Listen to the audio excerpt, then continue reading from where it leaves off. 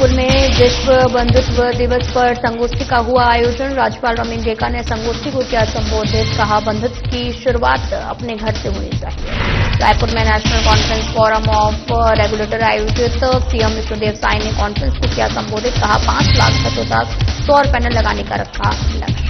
रायपुर में शिक्षक सम्मान समारोह का हुआ आयोजन। विधायक अनुज शर्मा समारोह में हुए शामिल। 200 से भी अधिक शिक्षकों को किया सम्मानित। जगदीशपुर में लाइवलीहुड कॉलेज में रोजगार मेला आयोजित। कई पदों के लिए अभ्यर्थियों का किया जाएगा चयन। इच्छुक अभ्यर्थी पोर्टल पर ले सकते हैं जानकारी। कुंडा गांव के 7 गांव में रामकथा का होगा आयोजन। हजारों श्रद्धालु आयोजन में होंगे शामिल। 3 दिन निःशुल्क प्रसाद का किया जाएगा वितरण।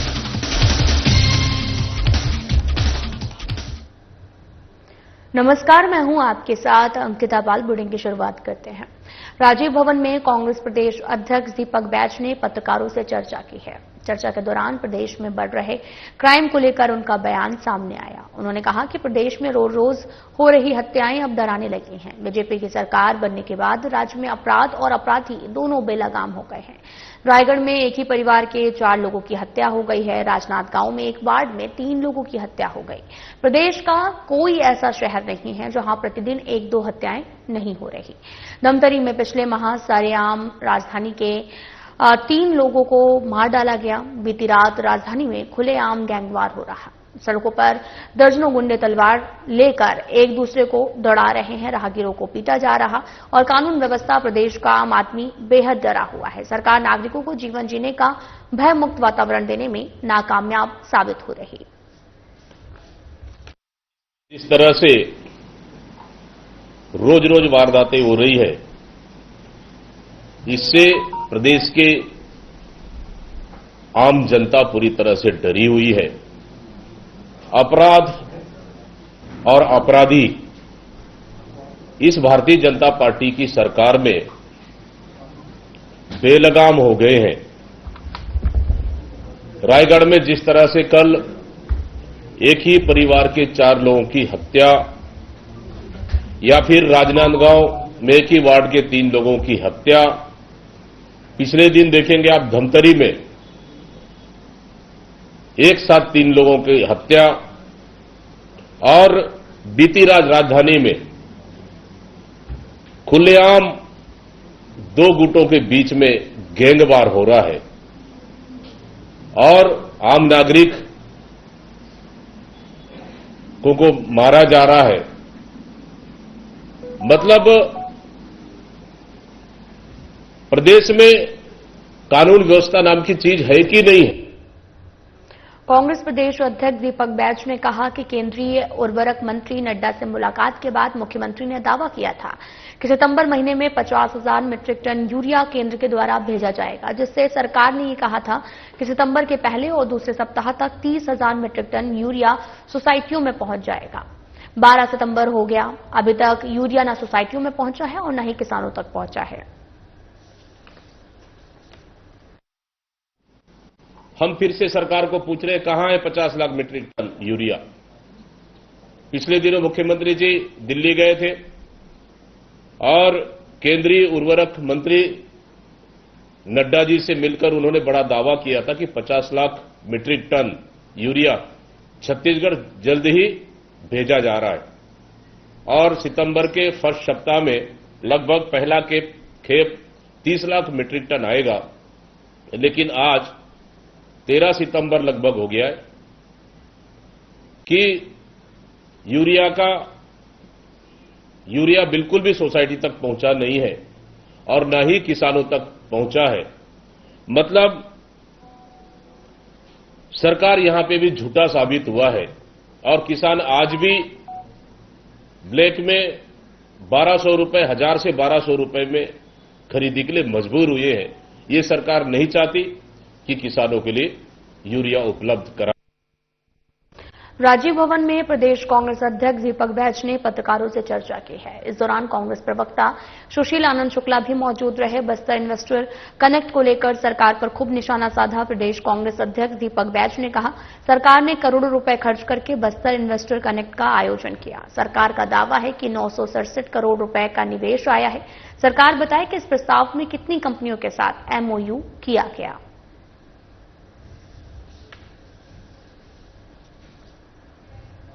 और मुख्यमंत्री जी कल गए थे बस्तर और उन्होंने इन्वेस्टर कनेक्ट का आयोजन उन्होंने किया और इसमें लगभग 900 करोड़ रुपए का निवेश का प्रस्ताव है उन्होंने कहा। सरकार बताए कि इस प्रस्ताव में कितनी कंपनियों के साथ एमओयू उन्होंने किया है और इन कंपनियों द्वारा कितने दिनों में निवेश की प्रक्रिया शुरू की जाएगी और निवेश करने वाली कौन कौन सी कंपनियां हैं जो बस्तर में निवेश करने को तैयार है। क्या इन निवेश कंपनियों के साथ मिलकर सरकार बस्तर में जल जंगल जमीन खनिज संसाधन को लूटने के लिए कई बड़ा षड्यंत्र तो नहीं। प्रदेश कांग्रेस अध्यक्ष दीपक बैज ने कहा कि साई सरकार ने भ्रष्टाचार, अमानवीयता और क्रूरता को पार कर दिया है। अभनपुर में मृतक के परिजनों को पोस्टमार्टम के बाद लाश देने के लिए 2500 रुपए की मांग की है। नहीं देने पर धमकी दी गई, लाश की सिलाई खोल देंगे। भ्रष्टाचारी इतना दुस्साहसी हो गए हैं कि पुलिस के सामने पैसा मांग रहा था। पूरे प्रदेश भ्रष्टाचार चरम पर है। के राज में लाशों की सुपुर्द के लिए पोस्टमार्टम के बाद 2500 रुपए मांगा जाता है, वो भी पुलिस के मौजूदगी में। मामला अभनपुर का है और नहीं देने पर उन्हें जो सिलाई खोल देने की धमकी दी जाती है। मतलब भ्रष्टाचारियों का इतना दुस्साहस इस सरकार में, मतलब पूरे प्रदेश में भ्रष्टाचार चरम पर है। और जिस तरह से बिलासपुर में बीमार कर्मचारी से मेडिकल बिल के लिए 10% कमीशन मांगा जाता है, क्या ये मानवीयता है? मतलब इस सरकार ने भ्रष्टाचारियों को खुलेआम छूट देके रखा है और छत्तीसगढ़ की आम जनता को लूटने का काम ये सरकार। राजीव भवन में प्रदेश कांग्रेस अध्यक्ष दीपक बैज ने पत्रकारों से चर्चा की और कई मुद्दों पर चर्चा की गई। प्रदेश कांग्रेस अध्यक्ष दीपक बैज ने कहा, जगदलपुर में कॉन्टिनेंटल छत्तीसगढ़ हॉस्पिटल खुला है और इसमें 200 करोड़ एनडीएमसी के सीएसआर के फंड का पैसा लगा है। जमीन राज्य सरकार ने दी है। हैदराबाद के group continental hospital private limited को चलाने दिया है। जगदलपुर में जो सुपर स्पेशलिटी अस्पताल बना है, जो जस्ट मेडिकल के सामने, बस्तर के आम जनता का सपना था कि सुपर स्पेशलिटी अस्पताल बनेगा तो वहां के गरीबों को, वहां के आदिवासियों को सस्ते इलाज मिलना शुरू हो जाएगा और विशाखापट्टनम हो या फिर रायपुर हो या फिर हैदराबाद हो, उन्हें जाने की आवश्यकता नहीं होगी। लेकिन इस सरकार ने उस अस्पताल को भी बेच दिया। हैदराबाद के कॉन्टिनेंटल अस्पताल को इन्होंने प्राइवेट अस्पताल को बेच दिया। सरकार बताए कि वहां के गरीबों को इलाज की दर क्या है, कैसे इलाज होगा, उन्होंने क्या रेट फिक्स किया इलाज के लिए। सस्ते दर पे इलाज होगा, सरकारी दर पे इलाज होगा या फिर प्राइवेट अस्पताल के तर्ज पर इलाज होगा। इस अस्पताल में कर्मचारियों की नियुक्ति भी होनी है और विज्ञापन निकाला भी गया है, लेकिन विज्ञापन में कोई भी आरक्षण का, रोस्टर का पालन नहीं हुआ है। इसका मतलब बस्तर जैसे 5वीं अनुसूचित क्षेत्र में, बस्तर जैसे आदिवासी क्षेत्रों में आरक्षण रोस्टर का पालन नहीं हुआ है, फिर वहां के युवा बेरोजगार कहां जाएंगे? ये सबसे बड़ा सवाल है। मतलब कुल मिलाकर अब खनिज संसाधन के बाद, शिक्षा के बाद अब बस्तर की अस्पताल को भी प्राइवेट, हैदराबाद के प्राइवेट कॉन्टिनेंटल अस्पताल को इन्होंने सौंप दिया, बेच दिया। कांग्रेस प्रदेश अध्यक्ष दीपक बैज ने प्रेस वार्ता में कहा, साय सरकार के ट्राइबल डिपार्टमेंट ने भ्रष्टाचार का एक नया कारनामा किया है। 55-60 हजार कीमत की रोटी मेकर मशीन को 7,95,000 रुपए में खरीदा और इसके पहले 200 रुपए का जग 32,000 में खरीदा था। 1 लाख की टीवी सहित तमाम चीजें, लेकिन विष्णु भोग के कारण 50,000 की मशीन 7,95,000 में खरीदा गया। रुपए जग के बाद 500 रुपए जग को 32,000, 100 रुपए चप्पल के बाद 100 रुपए के चप्पल को 1,300 रुपए, 1 लाख के टीवी को 10 लाख रुपए के बाद अब रोटी का कीमत भी सरकार ने लगा दिया है। ये छत्तीसगढ़ के छात्रावास के आदिवासी बच्चों की, एसटी/एससी ओबीसी बच्चों की रोटी का कीमत क्या है? मतलब जो रोटी बनाने का मशीन मार्केट में अनब्रांडेड है, 50,000 से लेकर 55,000 से लेकर 60,000 तक की उसकी कीमत है। ये 55,000 की कीमत है ये रोटी बनाने का मशीन, और ये 60,000 वाली कीमत है रोटी बनाने की मशीन, और खरीदे इन्होंने 7,95,000 में, मतलब लगभग 8 लाख में। मतलब 50,000 से 60,000 की मशीन को 8 लाख रुपए में खरीदी। ये कैसे संभव है? मतलब फिर क्या ये विष्णु भोग है क्या? मैं पूछना चाहता हूं इस सरकार से, क्या यही विष्णु का सुशासन? छत्तीसगढ़ कांग्रेस के प्रदेश अध्यक्ष दीपक बैज ने राजीव भवन में प्रेस वार्ता का आयोजन किया है और इस दौरान उन्होंने कई मुद्दों पर चर्चा की है, जहां पर बीजेपी सांसद टिफिन लेकर बूथों में जाएंगे, कार्यकर्ता के साथ बैठकर खाना खाएंगे, और इसे लेकर पीसीसी चीफ दीपक बैज ने कहा कि ये सब नौटंकी है। अगर टिफिन लेकर जाना ही है तो एनएचएम के कर्मचारी जो हड़ताल में बैठे हैं उसके पास जाएं।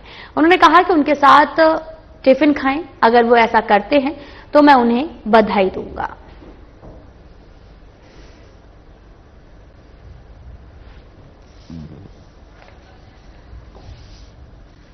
ये तो नौटंकी है। क्या मुंह लेकर जाएंगे?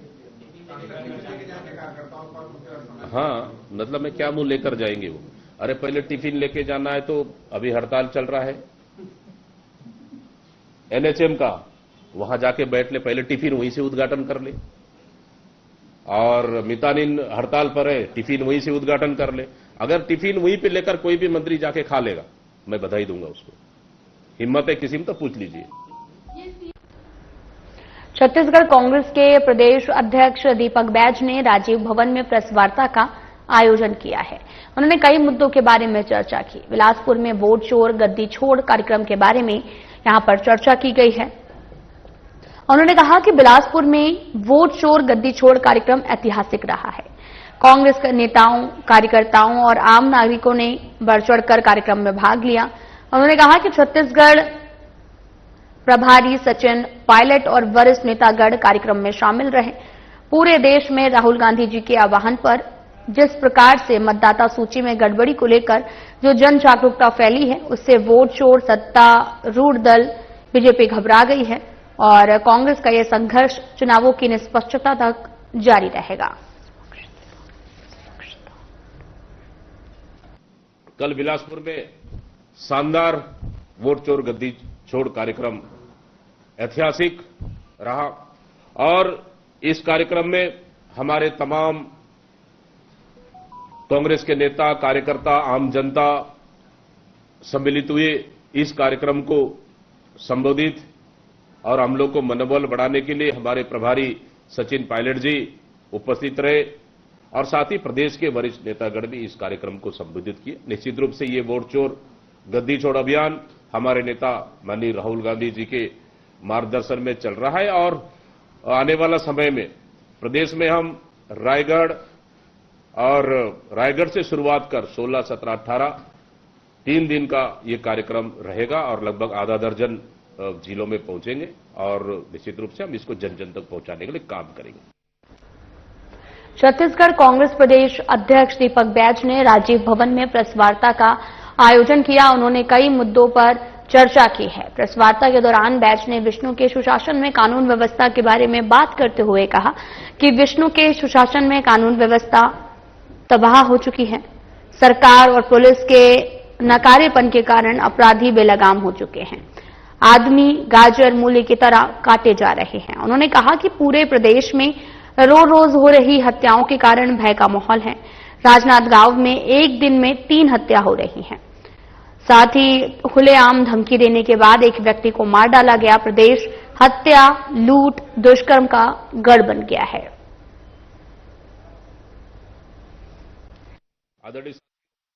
फिर से मैं कह रहा हूं, कानून व्यवस्था को लेकर जिस तरह से प्रदेश में कानून व्यवस्था, आम जनता, कांग्रेस पार्टी तो ठीक, विपक्ष तो ठीक, लेकिन आम जनता भी अब सरकार के ऊपर सवाल खड़े कर रही है कि प्रदेश में कानून व्यवस्था कहां है, किसकी जिम्मेदारी है। देखेंगे आप 2 दिन पहले राजनांदगांव में जहां पूर्व 15 साल के पूर्व सीएम का विधानसभा क्षेत्र, उप मुख्यमंत्री और गृह मंत्री का प्रभार जिले में एक व्यक्ति को खुलेआम धमकी दिया जाता है और उसे हत्या कर दी जाती है। मतलब एक गैंग ने 3 लोगों की हत्या कर दी जाती है, फिर दूसरे गैंग ने एक व्यक्ति को हत्या कर दी जाती है। हालांकि 2 दिन में 4 लोगों की हत्या, चाकू मारकर हत्या कर दी जाती है। क्या है ये? मतलब प्रदेश में, इस सरकार में गाजर मूली की तरह आम इंसान मारे जा रहे हैं, लेकिन सरकार बिल्कुल भी संवेदनशील नहीं है। ये सबसे बड़ा चिंता का विषय।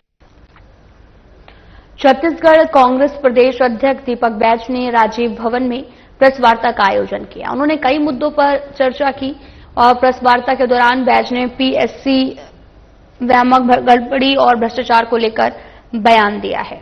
उन्होंने कहा कि बीजेपी जब विपक्ष में थी तब परीक्षाओं में सुधार की बात करती थी। यूपीएससी की तर्ज पर पीएससी की परीक्षा कराने का दावा करने वाली बीजेपी के राज में पीएससी की उत्तर पुस्तिका जांची जा रही है। कौन जांच कर रहा है, समाचारों में छप रहा। उन्होंने कहा कि जिनके कार्यकाल में पीएससी की गोपनीयता भंग हुई है, मंत्रिमंडल में उनको ही पीएससी को पूर्णकालिक अध्यक्ष बनाने का प्रस्ताव पास किया गया। व्यापमं के एडीओ की परीक्षा में 27 प्रश्न गलत हो गए हैं और अब तक प्रश्नों को रद्द कर बोनस देने की बात भी की जा रही है। 1-2 प्रश्न गलत होता है तो समझ में आता है, 27 प्रश्न गलत हैं तो पूरी परीक्षा रद्द की जानी चाहिए। बोनस के नाम पर चहेतों को उपकृत करने का काम बंद करो।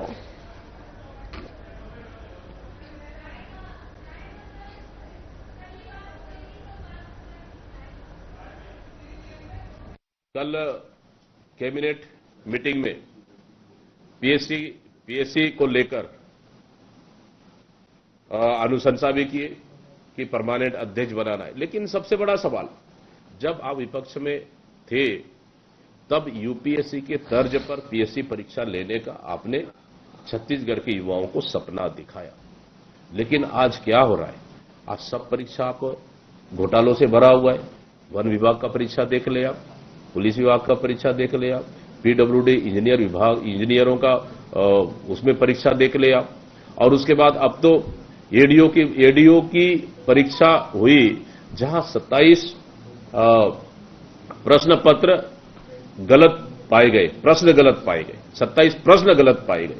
उन प्रश्नों, अगर उतने प्रश्न अगर गलत पाए गए तो आपको परीक्षा तो स्थगित कर देना चाहिए, लेकिन परीक्षा स्थगित न कर आप उसे बोनस अंक देने की बात कर रहे हैं। मतलब आप अपने चहेतों को बोनस अंक देंगे और आपकी परीक्षा की गोपनीयता पूरे प्रदेश की युवा देख रहे, परीक्षा कहां जच रहा है, परीक्षा कौन जांच रहा है, सब चीज का स्पष्ट पता। मतलब क्या साबित करना चाहते हैं? और उसके बाद पीएससी का अभी तक कोई जवाब नहीं आना, और उसके बाद फिर पीएससी को जिस आधिकारिक जिम्मेदारी दिए, गोपनीयता भंग हुआ और उसे फिर पीएससी का चेयरमैन परमानेंट बनाना, क्या पीएससी इससे पारदर्शिता रहेगा?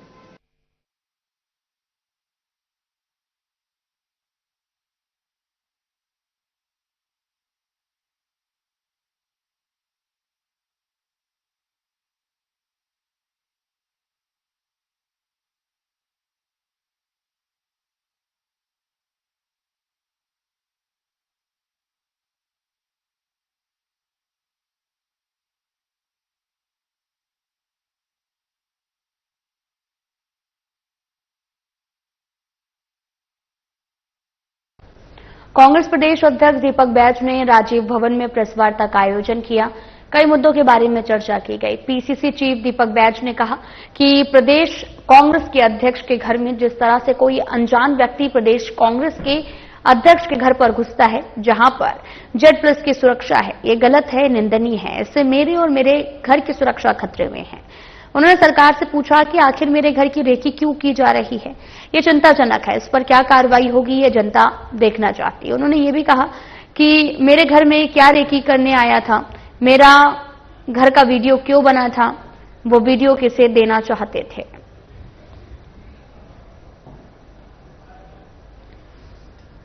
देखिए, जिस तरह से कोई अनजान व्यक्ति प्रदेश कांग्रेस के अध्यक्ष के घर में,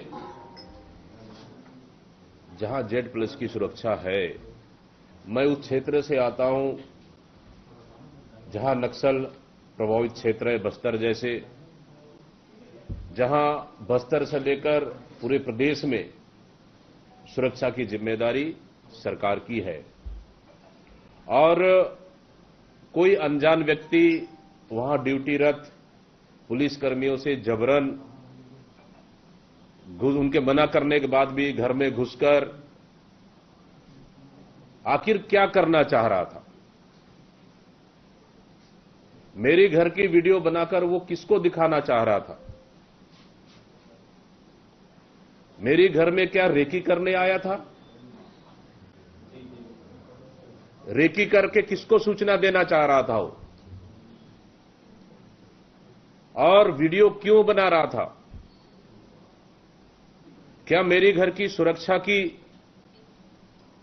पूरी तरह से सुरक्षा की पोल कहीं खोलने का काम तो नहीं? सुरक्षा व्यवस्था को नेस्तनाबूद करने का षड्यंत्र तो नहीं, ताकि कोई भी व्यक्ति अचानक सुरक्षा देख लो, यहां कितना सुरक्षा है, नहीं है, इसको पूरे दिखा दो और पूरे प्रदेश को, ताकि कोई भी असामाजिक तत्व या कोई भी ऐसे अवांछित व्यक्ति फिर से घुस जाए और घर में कहीं तोड़फोड़ कर दे या घर में कोई हमला कर दे। जबकि Z+ सुरक्षा व्यक्ति या जनप्रतिनिधि या कोई पार्टी का प्रमुख घर में इस तरह का घुसना, मैं समझता हूं ये गलत है, ये निंदनीय है। तो वहीं प्रदेश कांग्रेस अध्यक्ष दीपक बैज ने पत्रकारों से चर्चा करते हुए कहा कि सूचना के अधिकार में खुलासा हुआ है कि साय सरकार ने पिछले पौने 2 सालों में मात्र 2 सड़कें बनाई। उप मुख्यमंत्री अरुण साव ने इसके विपरीत दावा करते हुए उनकी सरकार ने 717 सड़कें स्वीकृत की हैं। काम चल रहा, हमने उनको चुनौती दी है। 717 सड़कों का वर्क ऑर्डर सार्वजनिक करें, 1 महीना से अधिक हो गया है और आज तक अरुण साव उन 717 सड़कों का कार्य आदेश सार्वजनिक नहीं किया।